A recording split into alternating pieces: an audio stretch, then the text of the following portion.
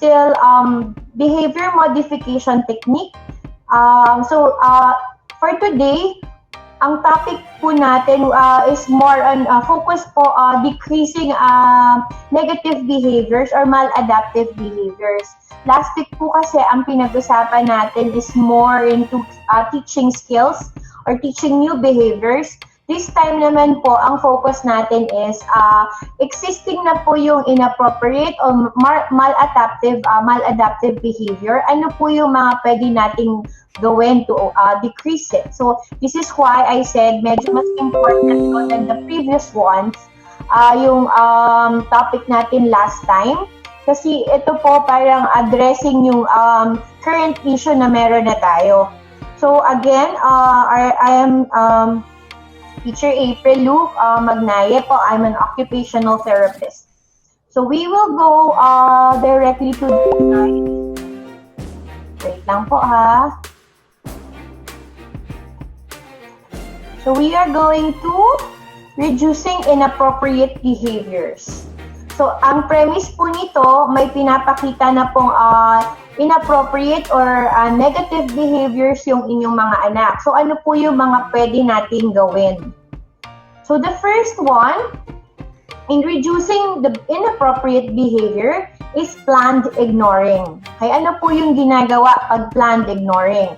I'll read it to you first and then we will explain after that. So, it is used when a child misbehaves. So kung baga nagpapakita ng misbehavior, what you should do is not to pay attention to them. Okay? This is generally what you're going to do. Ignoring kumbaga. So hindi nyo po sila papansinin if ever your child is showing misbehavior or an inappropriate behavior. So this is effective when dealing with relatively mild attention-seeking behaviors. At first, the child may not understand why you are ignoring them, thus will seek your attention more by intensifying his or her behavior. Later on, I'll explain it later. No, I'll just read through it first. Then you have to pay attention to the child only when the misbehavior stops. So, ganito po yan. Like what we always tell you po, pag kunyari may bago kayong nakitang behavior sa anak ninyo, for example, this is something new and this is inappropriate, what you're going to do is to just ignore them. As much as possible, wag kayong magpapakita ng reaction because sometimes yung reaction nyo po kasi yung hinihintay nila. So if you show any kind of reaction, may tendency siya na for the kid to do it again, like use this behavior to get the attention that they need. So number one reason why they do this, they show this behavior is because they're seeking attention or they're showing attention-seeking behaviors. So ito po, frequent nyo po siyang maririnig from us, from OTs, from speech therapist, or even with your doctor, no, sa teacher nyo sa school.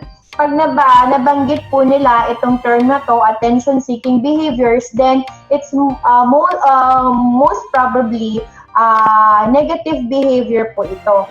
So, ang gagawin nyo, you just have to ignore. The first thing that you see that inappropriate behavior, you parang try to ignore it and then redirect na lang to more appropriate na activity or redirect him to his current activity. So, ang mapapansin nyo po dito, tulad na nabanggit kanina, pag kunyari in-ignore nyo siya, magta-try silang ng ibang behavior to get your attention. So, ibig sabihin po, mas may intensify yung behavior niya. For example, sa una, nagbo-whine lang, and then eventually, hindi niya nakuha yung attention nyo, then pwedeng lakasan nila yung sigaw or umiyak. That's another thing. Or, if for example, hindi pa rin nakukuha yung attention nyo by doing that, minsan, they exhibit behaviors such as yan, nag-spit ng laway, pinaglalaroan yung laway, either that one, or ini-induce yung vomit. Kumbaga,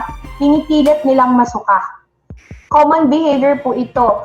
Pwede rin po na after that, pag hindi pa rin effective, minsan yung ibang bata na ginagawa nila is physically physical aggression. Kunyari po, mangungurot, mananabunot, mangangagat.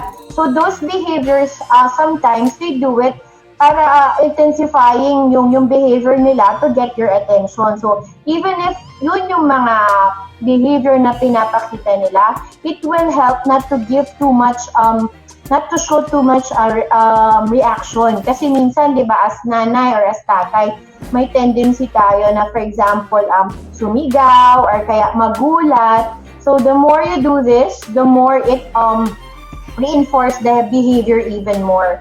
So if bago, again, tatandaan po natin, if bago yung behavior, first time yung nakita, tapos inappropriate po ito or maladaptive, better to just ignore it first and then not to pay too much attention to it. Instead, i-redirect nyo siya or parang hindi po siya big deal for you para hindi na niya ulitin ulit. Okay? So this is planned ignoring. Number 2, what you can do also is logical consequences. Okay? So dito naman po, yung kailangan lang po nating tandaan is this. Yung mga things na you need to bear in mind, you break it, you fix it. So kumbaga, may ginawa yung bata, siya yung magta-try mag-resolve nito. For example po, no? May yung anak nyo, kunyari sa school or yung estudyante nyo sa school, tumatakbo, no? Tapos may nabunggo siya or may tamaan na bata. So immediately right after, he's going to stop. You are going to ask him to apologize or he's going to help the other kid na kunyari po, samahan siya, papunta sa clinic or whatever na gagawin. Okay? Other example po, for example, kunyari may dalang pagkain yung bata, tapos natamaan niya, and then natapon yung pagkain, then what you can ask him to do, for example, is to help in fixing or picking up or cleaning up. Okay? So immediately right after, meron po kayong ipapagawa sa kanya. Or kunyari po, may nasaktan niya yung kapatid niya, either naging parang accidentally or kunyari po sinasadya, then you're going to ask him to write a note after, parang a sorry note for his brother or for his sister. So that is like yung you break it, you fix it. So kumbaga po, immediately right after, meron kayong ipapagawa. Another thing is loss of privilege. For example po, ang ginagawa sa school, masyado po siyang malikot na, no, yung parang dun sa isang area, kunyari sa slide, accidentally meron siyang na-hurt na bata kasi nagmamadali siya, hindi siya nag-wait ng turn niya. So ang pwede niyo pong gawin, mawawalan siya ng privilege to play dun sa particular part ng playground. Kunyari, hindi siya pwedeng mag-play during that so kunyari po recess time dun sa slide. Pero allowed siya to go anywhere else except for the slide. So nawalan po yung privilege niya na mag-play kunyari dun sa slide. Or pwede rin po na sa school, if side by side, katabi niya yung best friend niya, tapos maingay sila, hindi sila masabihan na to talk or not to parang magkwentuhan. So ang pwedeng gawin immediately is to separate them. So magkaiba na lang sila ng space or like ililipat yung upuan. So that's parang nawala yung privilege nila to sit together. So that's another example. Next is let them take a break. Okay? So iisa-isahin po natin to, no? So when a child misbehaves, you manage the behavior by choosing a consequence that is appropriate. Kumbaga po, yung consequence niya is related dun sa naunang scenario, and at the same time, kino-correct yung behavior parang right after. So this is why parang same po dun sa ginawa kanina, you break it, you fix it. So immediately right after, yung bata dapat may gawin to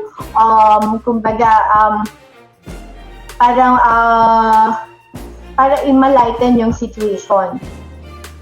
So yung consequence will involve depriving their privileges. So pwedeng kunyari po yung situation is about TV time, ganyan. So yung behavior pinakita niya while watching TV, so i-deprive niyo siya sa TV time niya. So that can be one of the examples. You take away the object that is causing the problem. Okay, so kukunin niyo po, pwede naglalaro together yung magkapatid, tapos may isang laruan silang pinag-aawayan. You try to get the object causing the problem, so that is one of way to solve it. And then you remove the child. This can be another way to solve it. Removing the child from the activity he or she is doing. So kung hindi man po yung toy, kunyari po naglalaro siya, and then tinapon niya bigla yung toy or binato niya somewhere. So ang possible niya pong gawin is to remove him from the activity. So hindi na po siya maglalaro dun sa room, kunyari, or yun nga, kukunin yung toy from him. So you take action immediately. Explain briefly to the child while the activity must be stopped. So this is very important po, no? Immediately right after, meron na kayong ipapagawa sa kanya. So this is very important, so he understands why you're giving that consequence to him. So you also explain why the activity must be stopped or why the privilege will be lost. So para at least po he understands kung ano yung kung bakit again the consequences are given. Okay? So number 3, let's move on to number 3. This is another technique, quiet time. So what is quiet time? Sa quiet time naman po, when a child misbehaves, you take them away from the activity that is causing the problem and let them sit quietly for a few minutes in a specified place or chair at the edge of the activity. So kung baga quiet time, mga bata po, kunyari sa classroom, naglalaro sila. So pag quiet time, if ever this kid, meron kayong na-observe na behavior that you want to target, so you just get him away from the group, let him sit doon. Kita pa rin niya po, nandun pa rin siya sa area, but sitting away from, kunyari, his classmates, para he can see kung ano yung ginagawa nila. But nawala sa kanya yung privilege to play with them. And then, ang gagawin niya is to stay in that corner, stay in that area. So yun yung quiet time niya. The quiet time takes place in the same room in which the problem occurs. So, like what I've said po, andun po siya sa area. So, nakikita niya pa rin po kung ano yung ginagawa ng classmates niya. Alright? So, next. Now, we move on po to time out. Ito po yung commonly ginagamit natin, but we have to make sure that we're using it the right way, no? So sa timeout po, when a child shows more serious misbehavior, such as destroying objects or hurting people, refusing to keep quiet during quiet time period. Okay, so ito po yung mga possible reasons na pwede nyo magamit yung timeout. So what do you do? Similar to quiet time, pero it involves taking the child away from the activity he or she is doing. Okay, so separate from others po ito. Yun po yung difference nga with quiet time, ng time out. So how do you do time out po? Isa-isahin po natin yung step. First, you have to check the behavior and give a warning. Very important po ito. You have to be clear ano po ba yung behavior na hindi nyo gustong ipakita nung bata. For example, you ask him to pack away the toy. So, pero like hindi po siya nakikinig sa inyo, kunyari when you ask him to pack away. And then you are going to give a warning. This is important so he knows na mayroon pa rin po tayong binibigay na time sa kanya para mag-follow. Okay? Hindi immediately right after, pag sinabi mo pack away and then hindi na siya nag-pack away, kukunin niya siya for time out. So what you do is, you have to give warning. Okay? So parang pwede po, in the clinic, ako, I usually give up to 3 warnings, lalo na pagbago. Kasi I want to give him more time para ma-change po yung behavior niya. So for example, you can say, okay, at the count of 5, kunyari, hindi pa rin siya nagpa-pack away. Sabihin ko na, pwede niyo pong sabihin, that's your first warning. If you don't pack away the toy at the count of 5, I'm going to give you your second warning. Pag third warning na you don't follow, you will be sent to time out. So, dapat po clear sa kanya hanggang ilang warnings. Some of you po, pwede naman na parang after 2 warnings, dapat meron na kayong makikitang behavior sa kanya na yung expected behavior na dapat niyang gawin. Or pwedeng after a warning, after 5 counts or after 10 counts, dapat ginagawa na nila yung gusto mong gawin niya. But if, for example, hindi pa rin, then we will move on to the next step. So, ang gagawin niyo po, you're going to send him to timeout. Yung timeout po can be a corner. Yung tulad nga po nung nabanggit kanina, yung difference niya dun sa quiet time is it's away from the area kung saan nagkaroon ng problem. But for this particular example, kunyari po, tuloy na lang natin yung packing away ng toy. Kunyari, hindi pa rin siya nagpa-pack away. You tell your child why he's in time out. So, you can say na you are going to time out because you did not listen, because you did not pack away your toy. So, after that, we are going to have your child sit or stand in a corner or an area away from others. Okay? So, ito po, pwedeng he's sitting in a corner or standing in a corner. Tapos, what you will do po is, never siyang, once he's in timeout, you try not to look at the child. Okay? Try not to make any tawag dito, parang hahawakan siya as much as possible unless nagwawala po siya and you want him to stay there. So, wala pong choice kundi you have to prompt him physically to stay there. So, minsan kasi po talagang mag-resist sila. So, yun, as much as possible, you do not talk to them while they're on timeout. And you ask other people in the house, kunyari yung mga kapatid niya, or si daddy, or si lolo, si tita, as much as possible, they don't give any attention to the child while the child is on timeout. So, yun. During timeout as well, you try po to just be there. So, kung kakayanin niyo po to move away from the child, para at least he knows that he's just there, para on his own. But from afar, you have to make sure na nakikita niyo po pa rin siya, no? So you have to look after his safety, na wala siyang gagawin, wala siyang makukuha to get your attention, ganyan.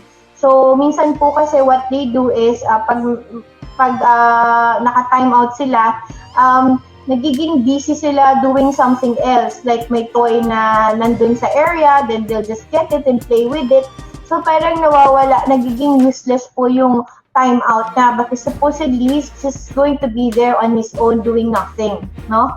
Pero if mabusy siya, like may makuha siyang toy, tapos parang for them it's something na parang escape na din. So some kids they like being on time out because they enjoy that moment na parang escape nila dun sa mismo activity. So you have to make sure if timeout is going to work or if timeout is just like a reward for them. Kaya minsan tinatry nila to sadyain yung behavior para ma-time out sila.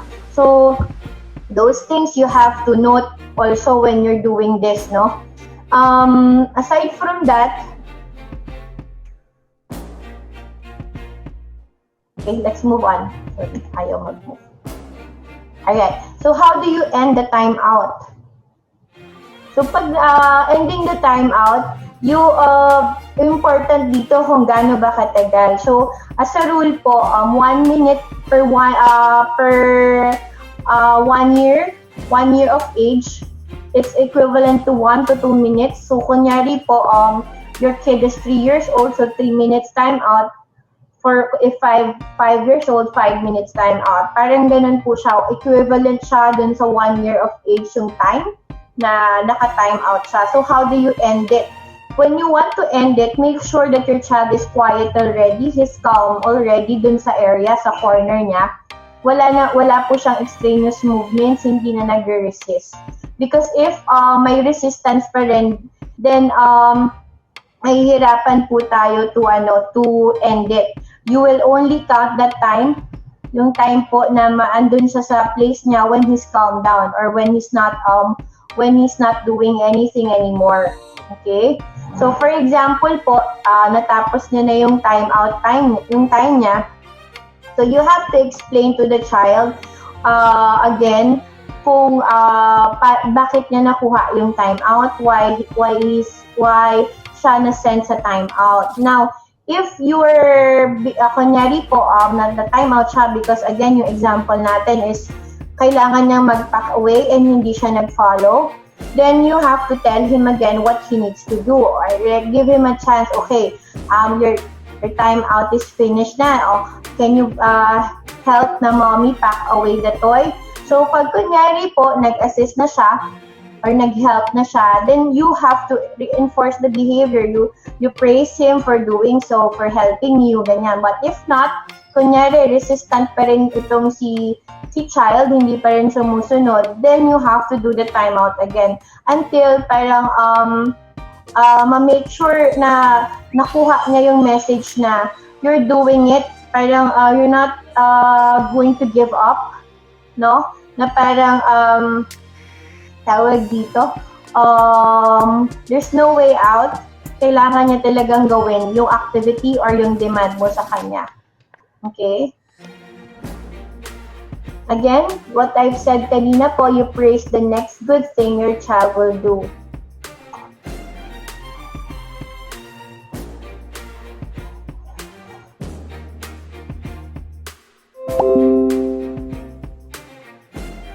Next.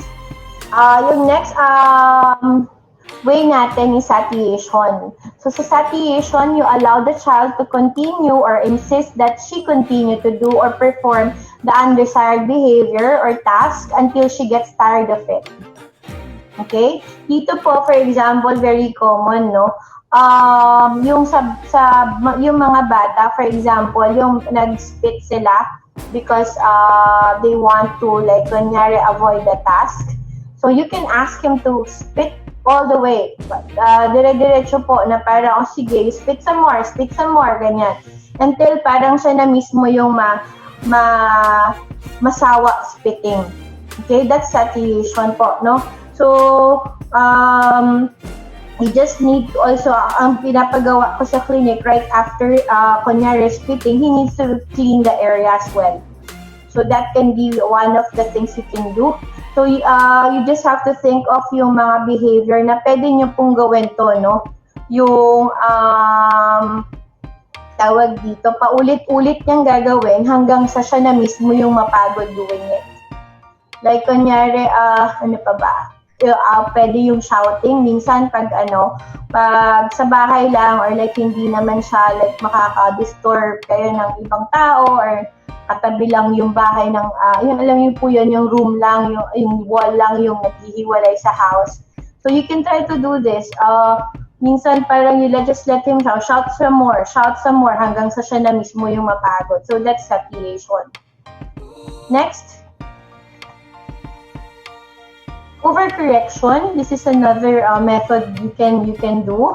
So overcorrection is like fixing the environment. So pag ganito po, for example, another is increasing the time the child has to practice the appropriate behaviors. So overcorrection po, kunyari, yung bata po, no, yung mga toys niya, kinakalat niya, ganyan, and you ask him to stop, but still hindi pa rin po tumigil.